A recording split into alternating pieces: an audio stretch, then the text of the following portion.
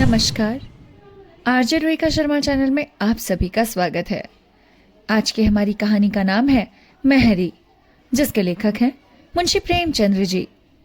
कहानी को शुरू करने से पहले मैं आप सभी से अनुरोध करना चाहूंगी, अगर आप हमारे चैनल पर नए हैं तो कृपया करके हमारे चैनल को सब्सक्राइब करें, वीडियोस को लाइक करें, शेयर करें, कमेंट करके हमें ज़रूर बताएं कि आप किसकी कहानियां सुनना चाहते हैं।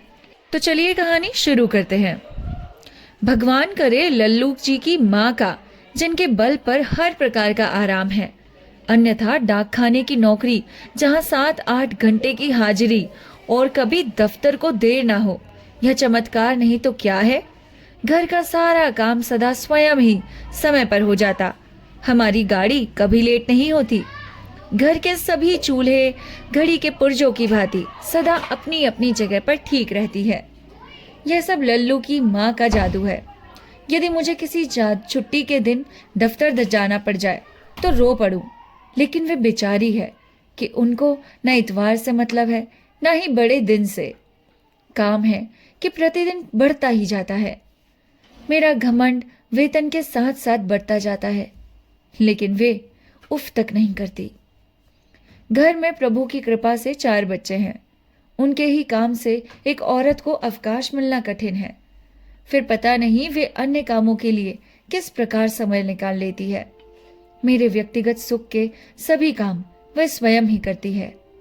जाड़े में सुबह सुबह गर्म पानी मौजूद, हजामत का सामान अपनी जगह तैयार, पूजा के बर्तन साफ, पॉलिश किए हुए जूते, अर्थात कहीं से उंगली रखने का कोई अवसर ना मिलता। इस पर मजा यह कि इन बातों में कुछ खर्च नहीं होता। एक जमाना था मुझे 20 रुपए मासिक मिलते थे। उस समय देसी जूते और साधारण के 4 खाने के कोट पर गुजर होता था। अब परमात्मा की कृपा से 100 रुपए मासिक मिलते हैं तो पॉलिशदार जूता और रेशमी कोट से कम नहीं चाहिए। वह बेचारी है कि जिस प्रकार पहले रहती थी उसी प्रकार आज भी गुजर करती है। केवल दूसरे साल एक गहना और कार्तिकी के दिन त्रिवेणी स्नान, बस इसी में प्रसन्न है। इधर हम लोग हैं कि प्रत्येक वर्ष वेतन वृद्धि होती है, लेकिन धन्यवाद के स्थान पर सदा उलाहना उपलब्ध ही मुंह पर रहता है। और हर समय पोस्टल एसोसिएशन की पुकार कि वार्षिक वेतन वृद्धि में बढ़ोतरी और दफ्तर के कार्य का समय कम रखा जाए, और कोई भी अधिकारी आंख उठाकर न देख सके।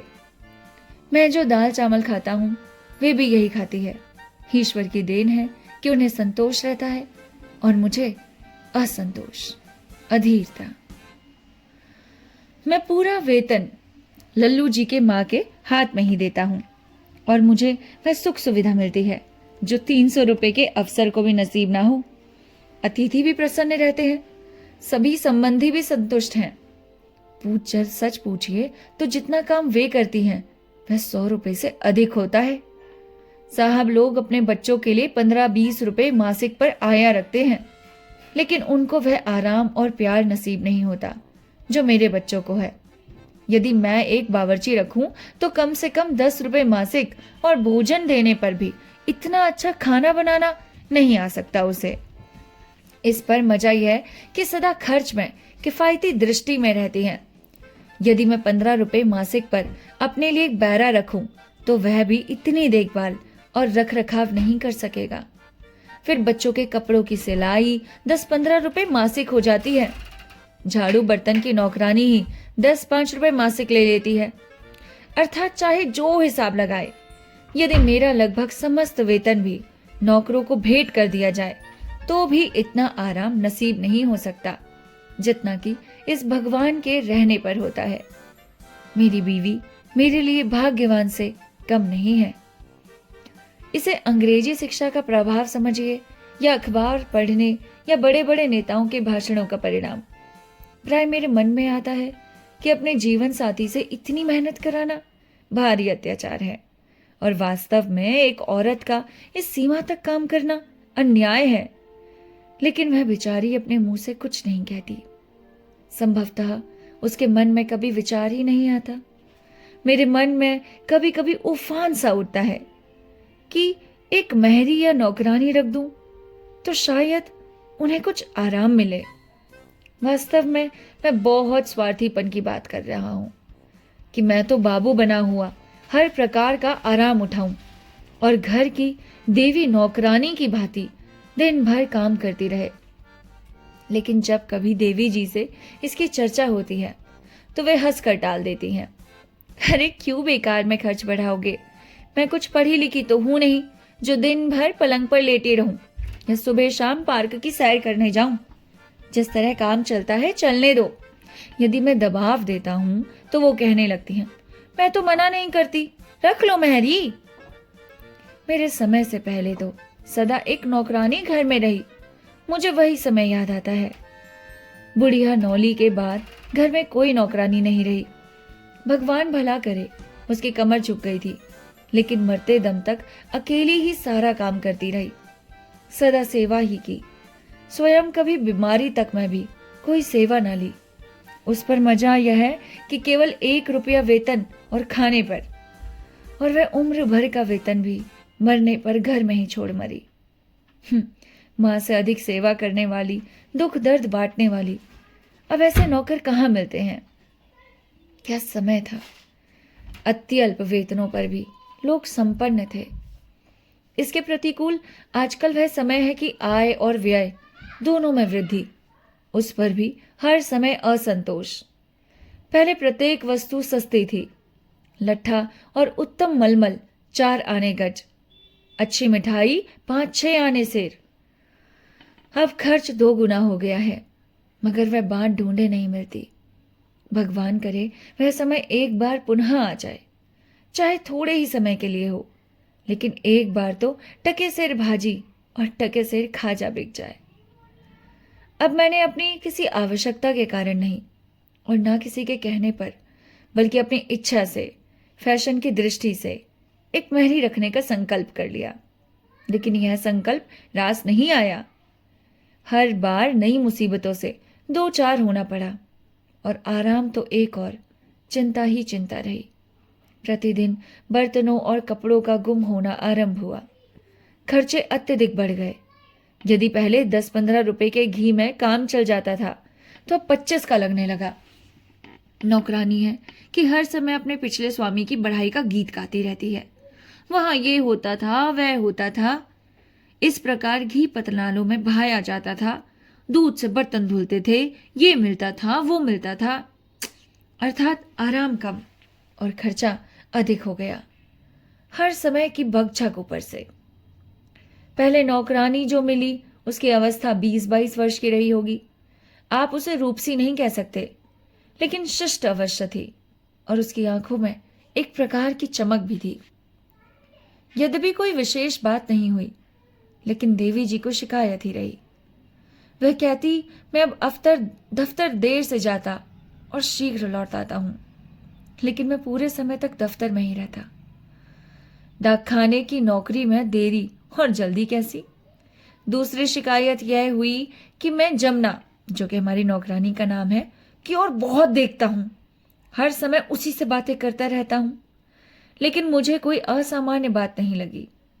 लेकिन जब शिकायत बढ़ते बढ़ते कष्ट और शोक तक जा पहुंची तो मैंने अंततः उसे नौकरी से निकाल दिया। इसके पश्चात मैंने ढूंढकर एक बुढ़िया रखी ताकि घर में किसी प्रकार का संदेह उत्पन्न न हो और आवश्यकता भी पूरी हो जाए। लेकिन यह प्रयोग भी असफल रहा। बुढ़िया से ना तो पानी भरा, ना कोई बर्तन उठता है, ना पलंग उठा सकती है।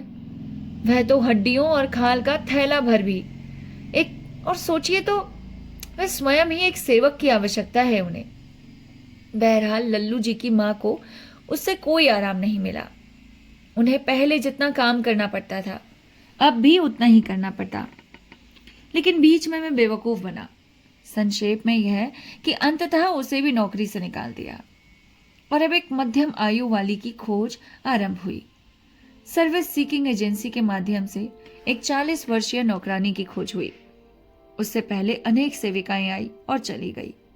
कोई काम का विवरण पूछती और काम बताया जाता तो यह कहती हुई उल्टे पांवों चले जाती कि काम तो 2 नौकरों का है और वेतन 1 का भी नहीं। इस पर जब दूसरी मेहरी आई तो मैंने कहा कि काम तो कुछ नहीं है, केवल पलंग बिछाकर पड़े रहना है। वह भी चली गई। विचित्र दशा है। यदि काम लेता हूं तो नौकर नहीं रहता, यदि कहता हूं कि कोई काम नहीं तो भी परिणाम नहीं निकलता। खैर, हफ्ते पखवाड़े की खोज के पश्चात एक और मिली कि जिस पर न किसी प्रकार के संदेह हो सके और जो कामचोर भी नहीं थी।